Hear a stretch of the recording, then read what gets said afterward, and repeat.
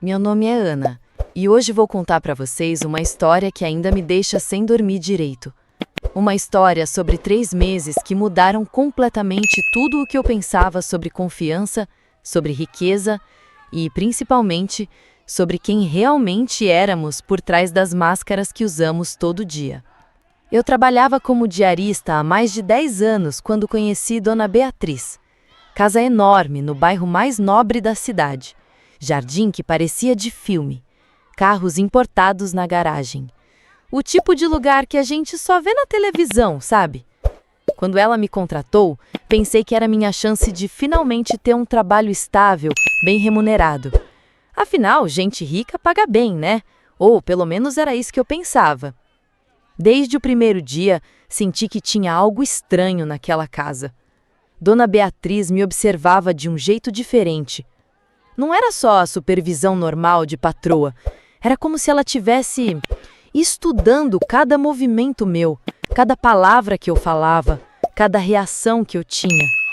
Meu coração disparava toda vez que eu sentia aqueles olhos dela em cima de mim. Ana, ela me disse no segundo dia, com aquele sorriso que não chegava aos olhos. Você parece uma pessoa muito interessante. Tenho certeza de que vamos nos dar muito bem. Algo na voz dela fez minha pele arrepiar. Não era ameaça, não era gentileza.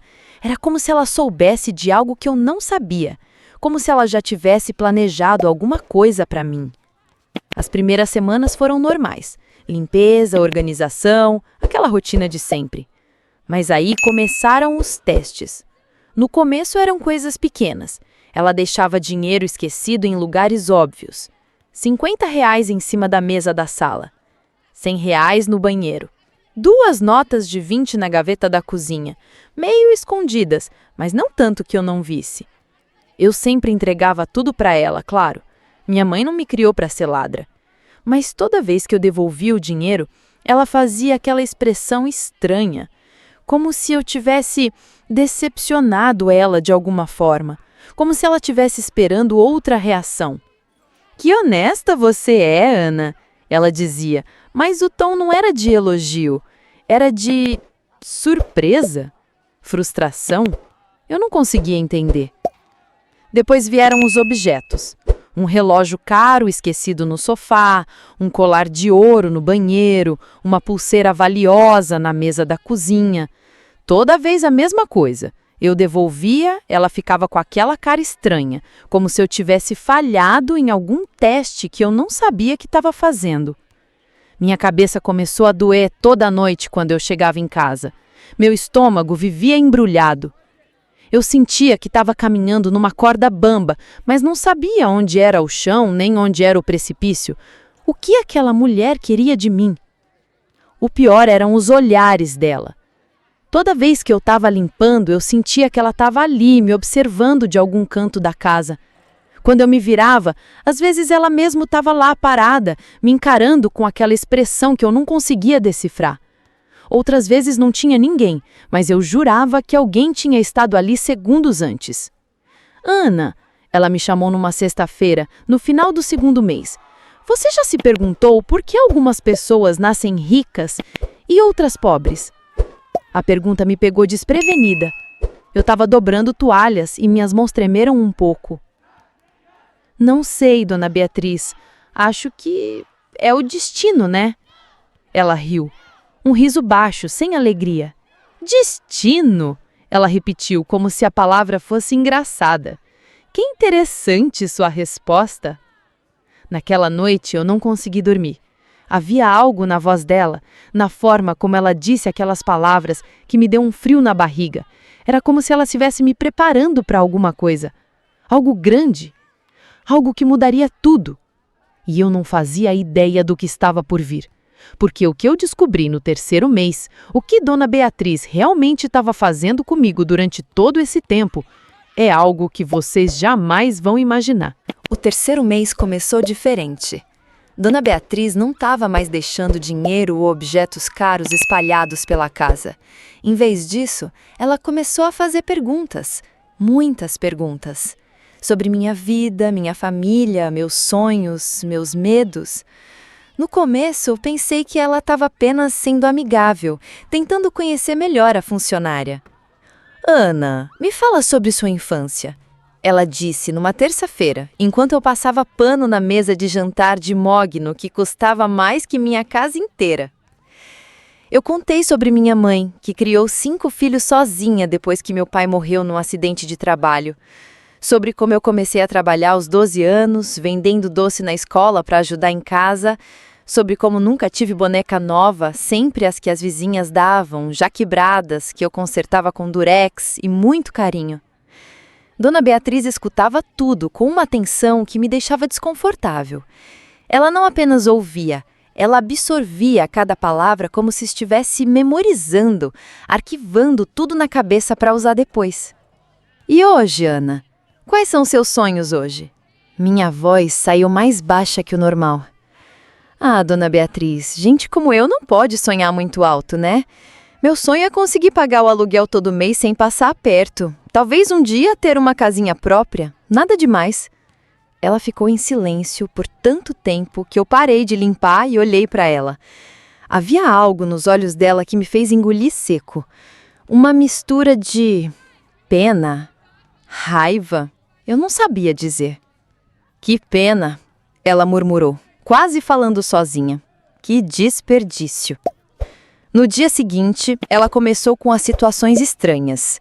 Coisas que, na época, eu achei que eram apenas coincidências bizarras, mas que hoje eu sei que foram cuidadosamente planejadas. Primeiro foi o acidente com o vaso chinês.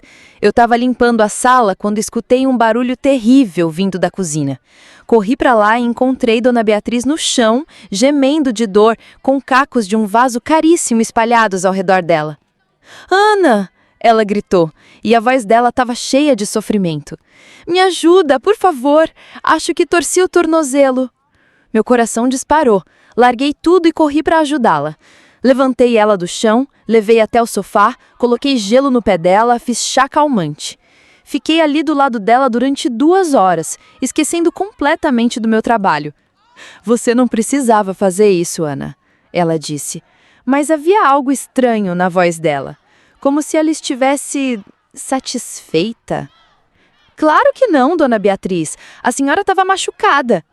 Ela me olhou de um jeito que me fez minha espinha gelar. Interessante, ela murmurou. Uma semana depois, foi a emergência com o cachorro dos vizinhos. Eu estava no quintal estendendo roupas quando escutei latidos desesperados vindo do jardim ao lado.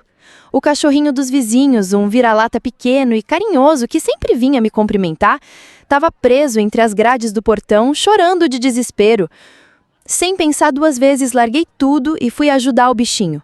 Sujei toda a minha roupa, arranhei as mãos nas grades, mas consegui soltar ele.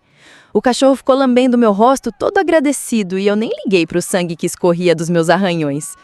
Quando me virei, Dona Beatriz estava na janela me observando. Há quanto tempo ela estava ali? Por que não tinha me ajudado? Por que parecia que ela estava esperando para ver o que eu ia fazer? Machucou as mãos por causa de um vira-lata, ela disse quando eu entrei na casa. Era um ser vivo sofrendo, Dona Beatriz. Não podia deixar o bichinho lá. Novamente aquela expressão estranha. Aquele interessante murmurado baixinho. As situações foram ficando mais elaboradas, mais específicas.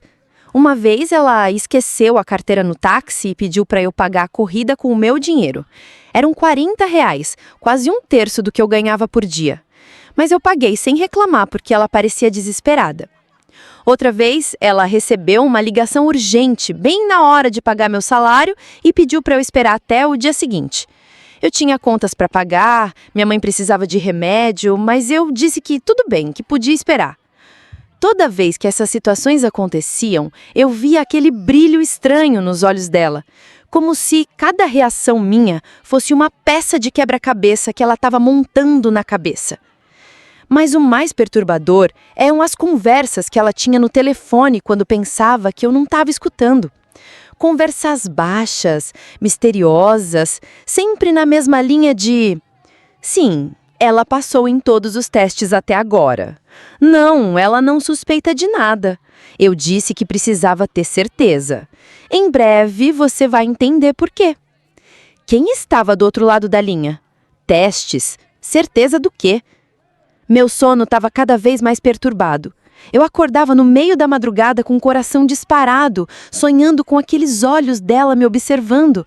Tinha dias que eu pensava em desistir do trabalho, mas eu precisava daquele dinheiro. E, no fundo, uma parte de mim queria entender o que estava acontecendo. Até que chegou o dia em que ela finalmente decidiu me contar a verdade. Era uma sexta-feira chuvosa de março, quando tudo começou a se desvendar. Eu estava limpando o escritório dela, um cômodo que normalmente ficava trancado e que ela raramente me deixava entrar, quando notei algo diferente. Havia papéis espalhados sobre a mesa, fotografias, documentos, e no meio de tudo aquilo, fotos minhas. Meu sangue gelou. Eram fotos de mim trabalhando na casa dela, mas também fotos de lugares que eu frequentava. Minha casa, o mercado onde eu fazia compras, o ponto de ônibus onde eu esperava. Alguém tinha me seguido, me fotografado, me estudado como se eu fosse um objeto de pesquisa. Ana. A voz dela às minhas costas fez meu coração quase parar. Eu me virei, tremendo, ainda segurando uma das fotografias. Dona Beatriz, eu não estava mexendo em nada, só limpando e... Eu sei, ela disse, e sua voz estava estranhamente calma. Na verdade, eu queria que você visse isso. Ela caminhou até a mesa, pegou uma cadeira e me indicou para sentar.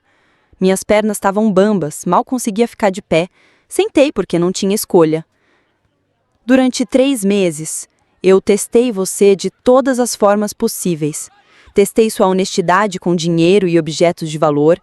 Testei sua compaixão com situações de emergência. Testei sua paciência com atrasos de pagamento. Testei sua lealdade com situações difíceis.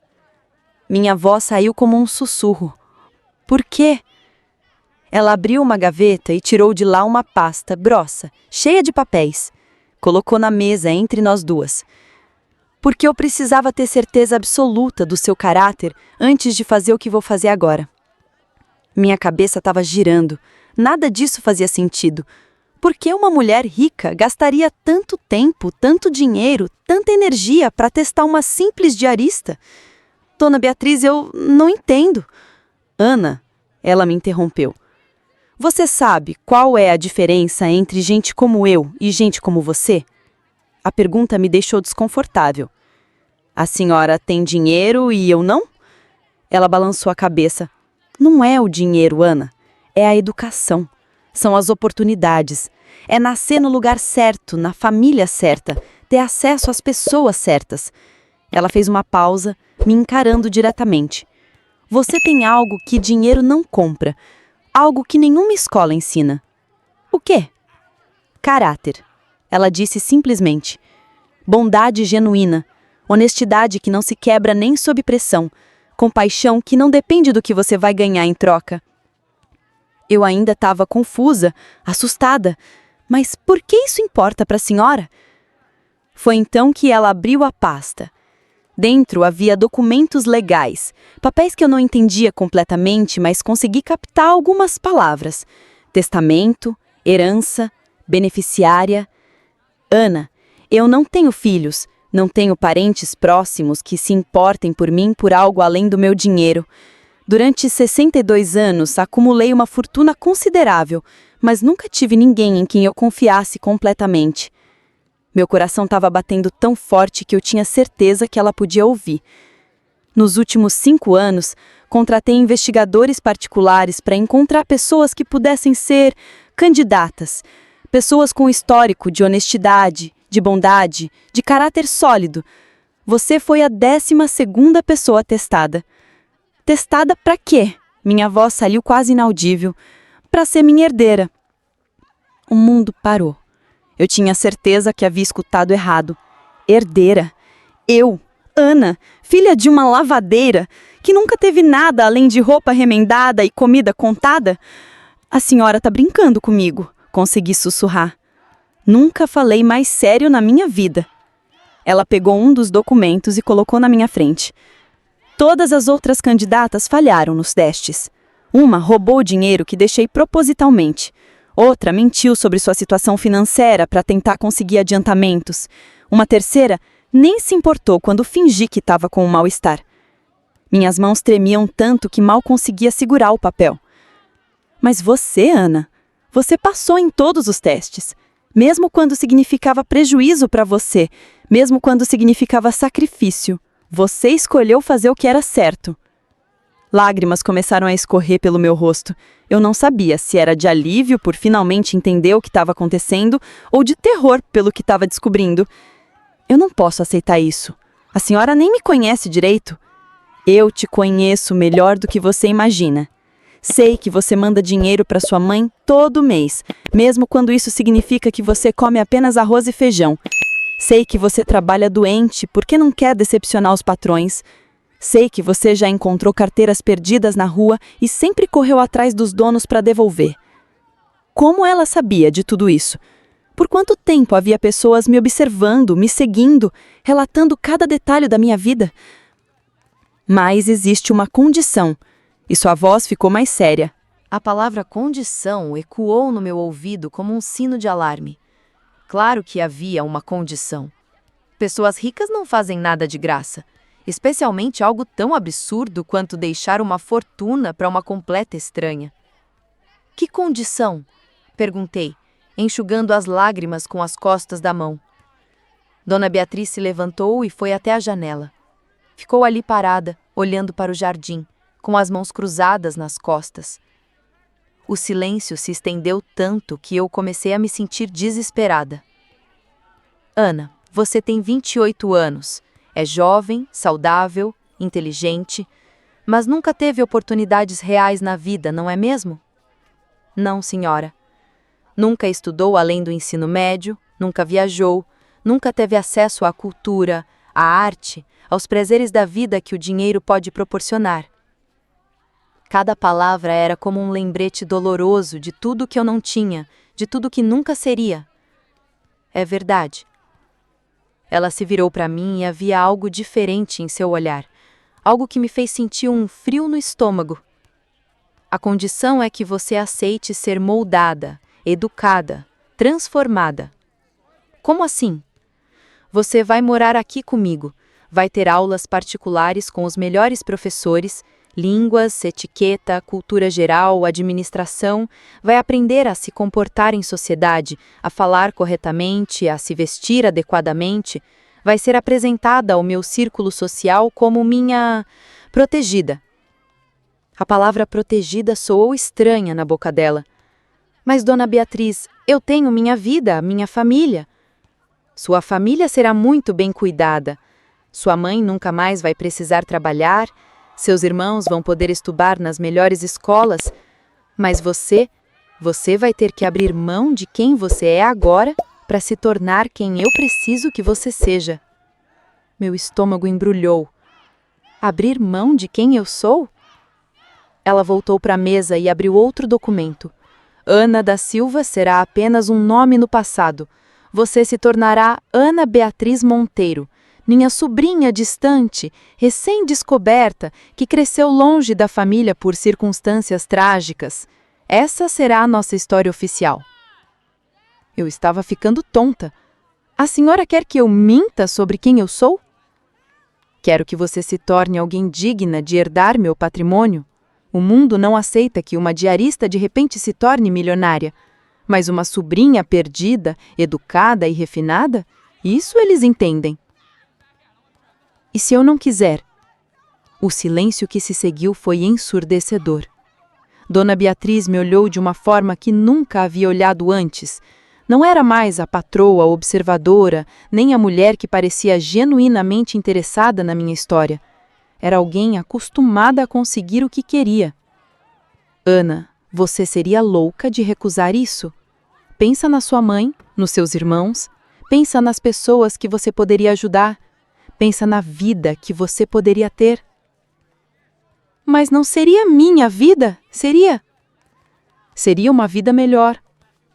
Levantei da cadeira sentindo minhas pernas trêmulas. Preciso pensar. Claro, ela disse, mas havia algo na voz que não combinava com a palavra. Mas, Ana, essa oferta tem prazo de validade. Se você recusar, ou se tentar contar para alguém sobre essa conversa, tudo volta ao que era antes. Você volta a ser apenas minha diarista até eu decidir que não precisar mais dos seus serviços. A ameaça não estava disfarçada. Era clara, direta, assustadora. Quantos dias eu tenho para decidir? Até segunda-feira. 3 dias. 3 dias para decidir se eu queria continuar sendo Ana da Silva, a diarista, pobre, mas autêntica, ou me tornar Ana Beatriz Monteiro, a sobrinha rica, mas inventada. Naquela noite, cheguei em casa com a cabeça explodindo. Olhei para nossa casinha simples, para minha mãe costurando na máquina velha, para o meu irmão mais novo fazendo lição na mesa da cozinha com uma lâmpada fraca. Pensei em tudo que aquele dinheiro poderia fazer por eles. Mas também pensei no preço. Não era só mentir sobre meu passado, era me tornar uma pessoa diferente. Era deixar de ser eu mesma para sempre. Passei o fim de semana inteiro sem conseguir comer direito, sem conseguir dormir. Toda vez que fechava os olhos, via o rosto da Dona Beatriz me observando, testando, julgando. Toda vez que olhava para minha família, pensava em como eu poderia mudar a vida deles. Na segunda-feira, voltei para a casa dela com a minha decisão tomada. O que eu escolhi e as consequências dessa escolha, vocês vão descobrir agora. Segunda-feira de manhã. Eu estava parada na frente daquela casa enorme, segurando firme a alça da minha bolsa velha, com minha decisão pesando no peito como uma pedra. Havia passado 3 dias pensando, chorando, orando, tentando encontrar uma resposta que fizesse sentido.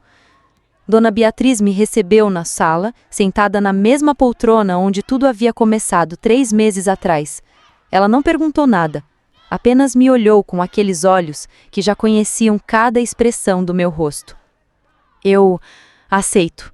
Eu disse e minha voz saiu mais firme do que eu esperava. O sorriso que apareceu no rosto dela não foi de alegria, foi de vitória. Como se ela soubesse desde o começo qual seria a minha resposta. Como se toda aquela escolha fosse apenas uma ilusão. Ótimo, ela disse, abrindo um tablet que estava ao lado da poltrona. Já tomei a liberdade de providenciar tudo. Mudança, professores, nova documentação. Você começa as suas aulas amanhã. Naquele momento, uma parte de mim se quebrou por dentro. Ela já havia decidido por mim antes mesmo de eu decidir.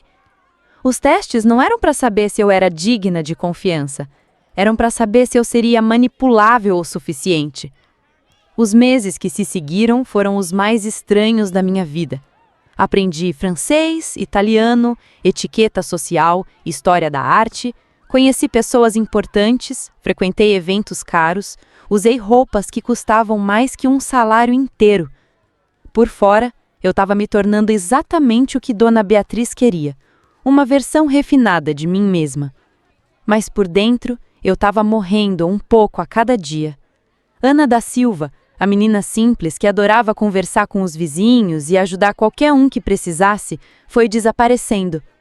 No lugar dela, surgiu Ana Beatriz, que sabia qual garfo usar em cada ocasião, mas havia esquecido como era bom dividir um prato de comida com quem tinha fome. A transformação física foi rápida. 6 meses depois, quando olhava no espelho, mal me reconhecia. Cabelo tratado nos melhores salões, roupas de marca, postura ereta, vocabulário impecável. Eu era exatamente o que a sociedade esperava de uma herdeira milionária. Mas por dentro, eu estava morrendo um pouco a cada dia. Noites, quando estava sozinha no meu quarto luxuoso, eu chorava. Chorava pela Ana que eu havia deixado para trás. Chorava pela simplicidade que eu havia perdido. Chorava porque, mesmo tendo conseguido tudo o que qualquer pessoa sonharia ter, eu me sentia vazia. 1 ano depois, Dona Beatriz morreu. Infarto súbito. Deixou tudo para mim, exatamente como havia prometido. Casa, empresas, contas bancárias, investimentos. Tornei-me oficialmente uma das mulheres mais ricas da cidade. No funeral, enquanto as pessoas me ofereciam condolências pela morte da minha querida tia, eu percebi algo terrível. Ninguém ali me conhecia de verdade. Nem eu mesma me conhecia mais. Hoje, 3 anos depois, tenho tudo que o dinheiro pode comprar. Ajudei minha família como prometi. Minha mãe mora numa casa bonita, meus irmãos estudam nas melhores escolas. Mas às vezes, quando tô sozinha nessa casa enorme, eu me pergunto: valeu a pena? Será que Dona Beatriz me salvou da pobreza ou me roubou de mim mesma? Será que os testes que ela fez foram para descobrir o meu caráter ou para encontrar alguém que ela pudesse moldar como quisesse? E a pergunta que mais me assombra: quem sou eu realmente agora? Tem noites que pego o ônibus e volto para o meu bairro antigo só para sentir o cheiro da vida simples que eu deixei para trás. Mas quando as pessoas me veem, não me reconhecem mais. E talvez isso seja o mais assustador de tudo. Me tornei uma estranha para o meu próprio passado. A verdade é que existem 2 tipos de prisão neste mundo: a da pobreza e a da riqueza. E às vezes eu me pergunto se apenas troquei uma pela outra. Se você chegou até aqui, se inscreve no canal e conta nos comentários: no meu lugar, você teria feito a mesma escolha? E se você fosse Dona Beatriz, você faria o que ela fez? Porque no próximo vídeo vou contar sobre o dia que descobri que não fui a única pessoa testada por ela. E o que eu encontrei no sótão me fez questionar tudo o que pensei saber sobre quem ela realmente era. A história não acaba aqui. Na verdade, ela está só começando.